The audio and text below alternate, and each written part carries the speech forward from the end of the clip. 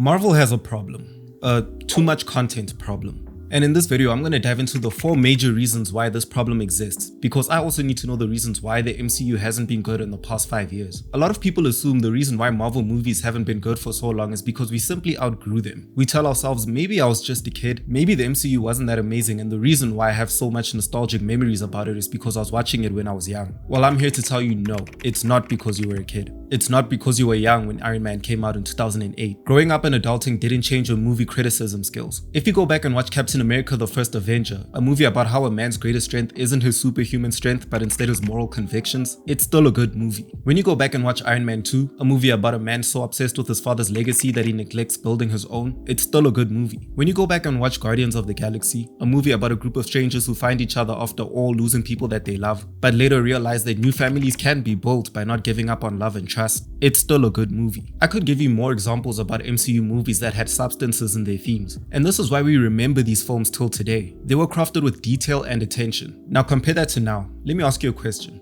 What was the last movie that came out before Deadpool and Wolverine? Can you remember? Probably not. And that right there is evidence that Marvel's producers have heavily mismanaged the MCU post-Endgame. And the ones you do remember the names of, I doubt you can tell me what the themes of those movies are. Iron Man, redemption. Captain America, morality. Thor, humility. Now you tell me what the theme for Quantumania was.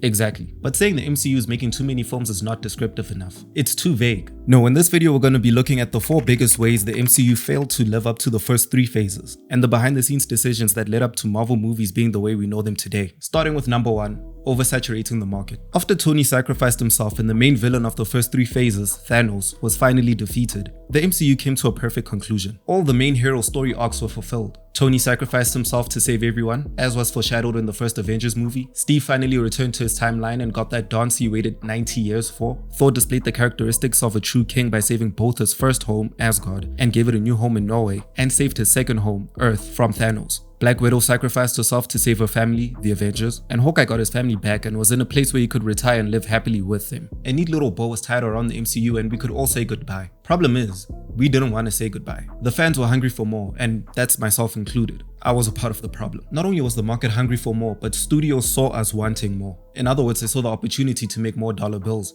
And at the end of the day, one thing you should never forget is that the movie industry is exactly that, an industry. A community of businesses that all have the same objective, make money. And when a studio sees their latest film make $2 billion at the box office, and also sees a market still fresh to replicate that success with more films, of course they're gonna pump out more content. And that's okay, because that's exactly what we wanted. However, little did we know that we were contributing to the birth of a monster. Because we asked for more movies, and Marvel heard we want too many movies. And that's exactly what we got. In the years that followed Endgame, Marvel pumped out a vast amount of movies and TV shows, all tying together with other shows and movies through cameos and crossover characters from other movies and shows. With every year that passed, at least 4 Marvel properties would release. And the problem with that is, Marvel content doesn't really feel like an event anymore. Back in my day, when a Marvel movie came out, it felt like a big deal, because it wasn't something that happens every day. In the first 8 years of the MCU, the maximum number of Marvel movies that released in a year was 2. Yes, can you imagine a world where only 2 Marvel movies were allowed to release per year? Well, you don't have to imagine it. I'll describe it to you. It was magical. When a film came out, it would build buzz, the word of mouth would spread, the anticipation would continue to increase until finally the movie was released and you were always satisfied. And you'd have to wait another year for the next movie, leaving you with enough time to digest the film you just watched, come up with theories about where the phase is going, thus building more anticipation for the next film. Marvel movies felt like an event. Now let's contrast that with now, an era where it feels like pretty much every day there's a new Marvel release. Every day there's a new Marvel announcement about casting or schedule releases. Every day there's a new trailer that dropped. Every day there's a new movie or show that just released, and you need to watch all of it, otherwise you won't understand what happens in the next film. This is where the oversaturation and the interconnectedness becomes Marvel's demise. If you give me 1,000 movies and 1,000 series and they're all taking place basically in one elongated plotline, thus forcing me to watch all of them because missing one is the equivalent of skipping an episode in a 10-episode series, it's not a good business strategy, because of course I'm gonna eventually miss at least one. When the MCU came out, I was in high school. I had no responsibilities, I had all the time in the world, and I would go to the movies with the money my mother gave me. But now I'm an adult.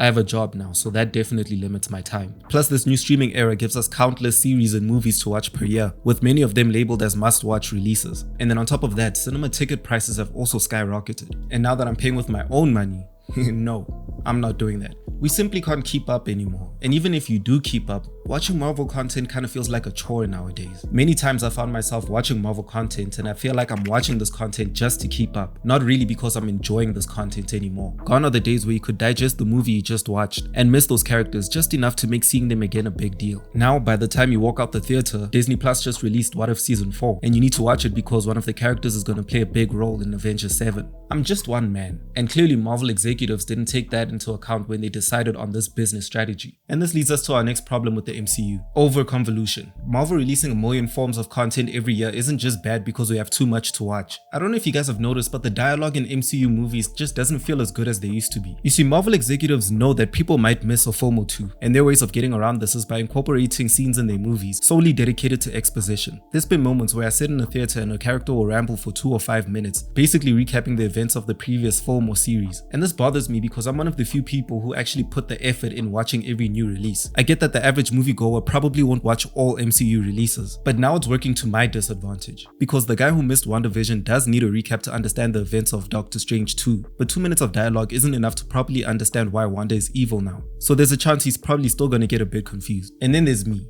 the guy that actually did watch WandaVision. Now I have to sit in a theater and watch somebody tell me the story of a show that I already did watch. I don't want to shame the writers or anything, but it feels like this is wasted screen time that could have been better used advancing and further developing the story of the movie I'm watching right now, rather than telling me what happened in the previous movie or the previous series. If these exposition dumps are in these movies, then that's evidence that Marvel is aware that they're just doing too much. This also goes back to the fact that the MCU has just become too big to write. Marvel writers are tasked with the impossible task of creating new stories for specific protagonists, while incorporating other characters for crossovers, while creating new lore to set the foundation for future films, all while matching and making sure they don't contradict the lore built by past films in the past 10 years. It's pretty much impossible at this point, and we've been able to see Marvel writers struggling in the past recent films. We see it in examples like The Eternals, a movie that ends with a giant celestial body protruding from the earth. A single finger would be the size of a mountain to us, and then it's basically just never mentioned again. With all the films that came out since 2021, not even one character thought to investigate or even mention such a cataclysmic event. It doesn't make sense, and this happens often. Big world-defining events can happen in the MCU and everyone just goes about their lives like it never happened. This is because the writers themselves can't even keep up with the MCU at this point. The MCU has grown far too large to sustainably continue. There's too much lore, too much exposition, too many characters to keep up. What the MCU desperately needs right now is a full or soft reboot, so the writers can go back to making self-contained movies revolving around 1 or 2 characters that doesn't need to take 10 years of exposition into account before writing, like the good old days. And luckily that looks like that's what might happen after Avengers Secret Wars, but we'll have to wait and see.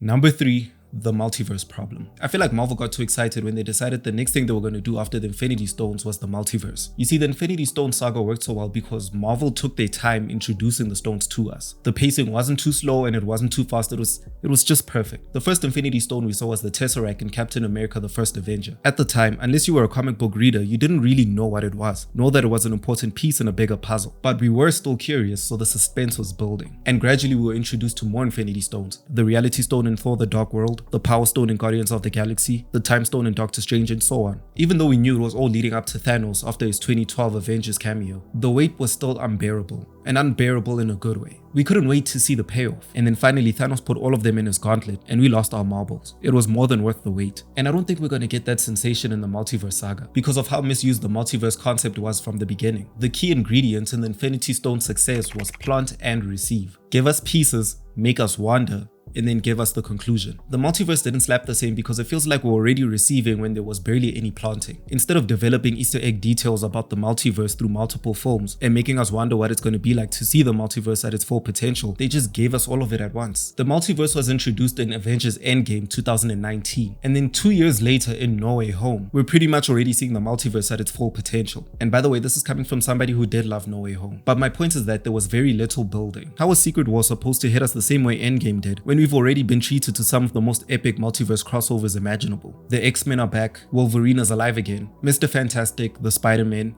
Maybe I'm wrong for ruling out Secret Wars before watching it, but I feel like there is no surprise because the surprise is over. We've seen it all and I can't imagine what epicness the multiverse saga could give us as a climax in Secret Wars we haven't already seen by now. This is the equivalent of introducing the Infinity Stones in the first Avenger, and already by Iron Man 3 we see Thanos using all Infinity Stones in his gauntlet. What's there left to be excited for? Marvel executives mismanaged the multiverse by getting excited and getting ahead of themselves. They ate their dessert before eating their broccoli, and they prioritized fan service over narrative structure. And their tendency to prioritize the wrong things is also seen in other aspects of Marvel's business management because number 4, the VFX problem. I'm sure you're aware that Marvel's reputation for producing good CGI has fallen in recent years. Looking at Iron Man 1, the VFX is amazing and it holds up. And you'd think that 14 years later, the VFX would only be better. But then you watch Quantumania and you realize that there's something going wrong here. Something in Marvel's movie making process isn't working anymore. And again, it goes back to their mass production issue. You see, Marvel's in a place where they release 2 or 3 movies a year, with more or less 1 or 2 series to accompany them, all of them CGI heavy. And this puts a major strain on the VFX artists that Marvel works with because all these projects are likely to have reshoots, sometimes even adding whole new characters to the film or series. And now these VFX artists have an unnecessary overload of work because they have to finish these projects on time, because studios are unlikely to want to push back the release dates, in fear of having to compete with other major movie releases that year. And this is a major problem because if there's one thing the average moviegoer wants to see in a Marvel movie, it's good CGI. It's kind of the bread and butter of these kinds of films. And keep in mind I said the average moviegoer. If you're watching this video, you're probably a nerd just like me. You care about the CGI, but you're watching these movies because you care about the characters and want to see the stories you saw in comics and cartoons as a kid, perfectly portrayed in live action. But the average moviegoer isn't like us. They don't really care about source material or Easter eggs or Stan Lee cameos. That pretty much means nothing to them. They want fun explosions, cool spaceships, and aliens so realistic you'd think they were real. And if they don't get that, then it's very, very bad for Marvel. Because keep in mind, the average moviegoer outnumbers us nerds by a lot. Most of the money movies like these make